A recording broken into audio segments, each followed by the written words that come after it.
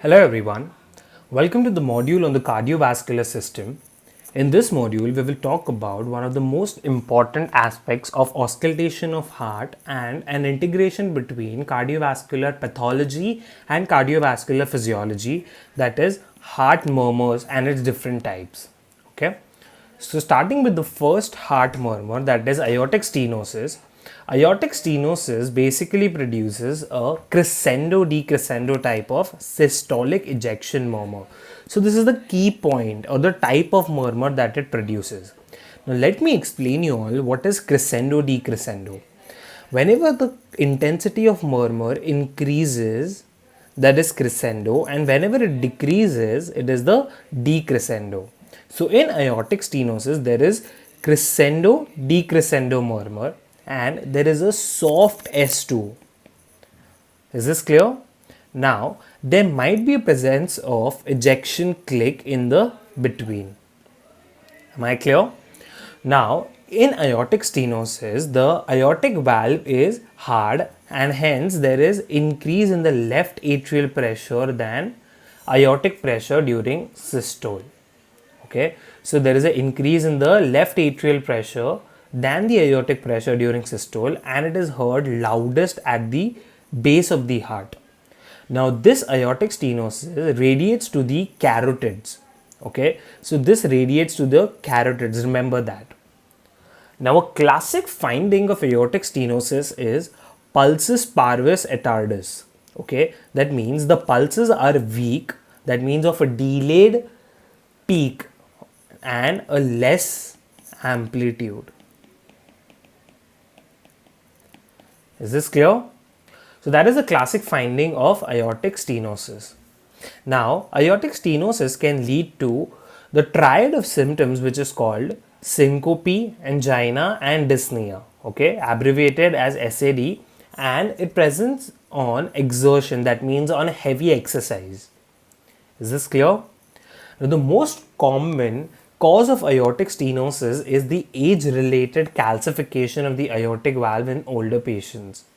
Okay, so whenever a patient is in its 5th or 6th decade, there can be age-related calcification of the aortic valve leading to aortic stenosis. Now, when there is an early onset of calcification, it is majorly due to a congenital bicuspid aortic valve.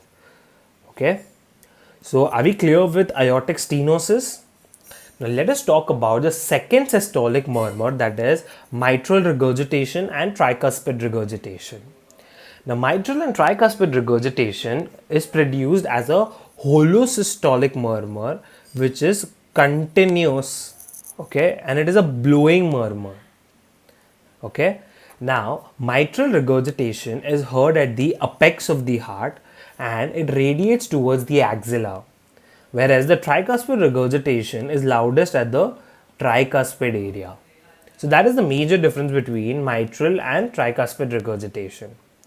Now mitral regurgitation is often due to ischemic heart disease, mitral valve prolapse and left ventricular dilatation, whereas tricuspid regurgitation is due to right ventricular dilatation and it is seen in IV drug abusers. Okay, now IV drug abusers leads to infective endocarditis which produces tricuspid regurgitation, and both of them, that is mitral and tricuspid regurgitation, is associated with rheumatic fever and infective endocarditis. Is this clear? So we already spoke about aortic stenosis, mitral and tricuspid regurgitation. Now talking about the next systolic murmur, that is mitral valve prolapse. The classic finding of mitral valve prolapse is a mid-systolic click. That means there is a mid-systolic click present with a crescendo murmur. That means after S1, there is a period of silence and then there is a mid-systolic click which leads to intensity of increasing murmur. Is this clear? Now it is often caused due to the tensing of chordae tendineae. Okay, it is due to tensing of chordae tendineae as mitral leaflets collapse into the left atrium. That means it is pushed back into the left atrium. Is this clear? Now, this is one of the most common and frequently seen valvular lesions. Remember this. And it is heard best at the apex. All the mitral valve lesions are heard best at the apex. Now, it is loudest heard just before S2. There are questions where they have asked when is mitral valve prolapse best heard. It is loudest heard just before S2 and it is usually benign. Now, it can predispose to infective endocarditis and can be caused due to multiple connective tissue disorders, okay? That is myxomatous degeneration that is caused in Marfan's or Ehlers-Danlos syndrome. That is a connective tissue disorder. Am I clear? Now, other associations of mitral valve prolapse include rheumatic fever and chordae tendineae ruptures. Is this clear? Now, talking about the last systolic murmur, that is ventricular septal defect. Now, in ventricular septal defect, there is a harsh sounding murmur and is holosystolic. Okay, and it is a continuous murmur in the systolic phase. It is loudest heard at the tricuspid area, and one of the major significance of ventricular septal defect is whenever the septal defect is larger in size, the intensity of murmur is less. Is this clear? So whenever a large ventricular septal defect is found, the intensity of murmur is low and vice versa. So we have covered all the systolic type of murmur. Now let us go and talk about the diastolic murmurs. Now in diastolic murmurs, the first one we have is aortic regurgitation. In aortic regurgitation, there is a high-pitched blowing murmur, which is a decrescendo murmur after S2. Okay, so there is a decrescendo murmur after S2. That means in the diastolic phase and is best heard at the base of the heart. Is this clear?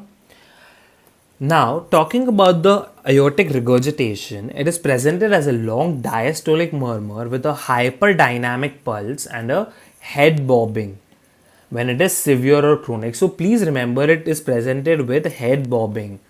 As in clinical diagnosis, the patients are have usual complaints of head bobbing. Now, in aortic regurgitation, there is increase in pulse pressure. Okay, I've already spoken about this in the physiology module, so please check that out. And there is excessive pulse pressure, and it is caused due to bicuspid aortic valve, endocarditis, aortic root dilatation, and rheumatic fever. This majorly leads to progression of left heart failure. So aortic regurgitation leads to left heart failure. Am I clear? Now, talking about the second diastolic murmur, that is mitral stenosis. Just like mitral valve prolapse, there is a opening snap in mitral stenosis in the diastolic phase. Okay. Now, the difference or the time interval between the S2 and the opening snap determines the severity. If the interval is less, there is more severe mitral stenosis. Am I clear? Now, there is a increase in the left atrial pressure as compared to the left ventricular pressure during diastole. Remember that. Okay, so there is an increase in the left atrial pressure as compared to the left ventricular pressure during diastole. Now, it is a late sequel of rheumatic fever. That means in chronic rheumatic fever, mitral stenosis is a usual finding, and it can result in pulmonary congestion, hypertension, and left atrial dilatation. Now, due to left atrial dilatation, there can be AFib and Ortner's syndrome. Now, what is Ortner's syndrome? Ortner's syndrome is basically presence of dysphagia due to compression of the esophagus by the left atrium. Now, since the left atrial size increases and it is the posterior most part of the heart, it compresses the esophagus, causing dysphagia, which leads to Ortner's syndrome. So we have completed the systolic murmurs and the diastolic murmurs. Now, talking about continuous murmur, there is only one continuous murmur finding, which is the Payton ductus arteriosus. Okay.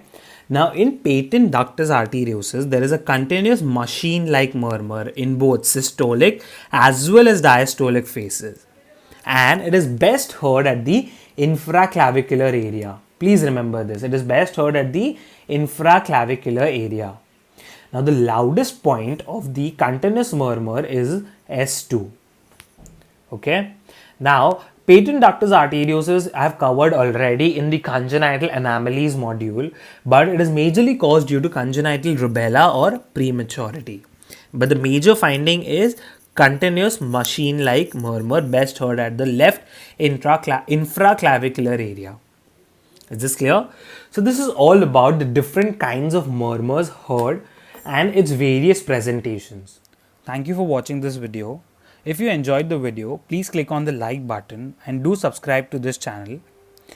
Let me know in the comment section below which topics do you want me to explain. Thank you.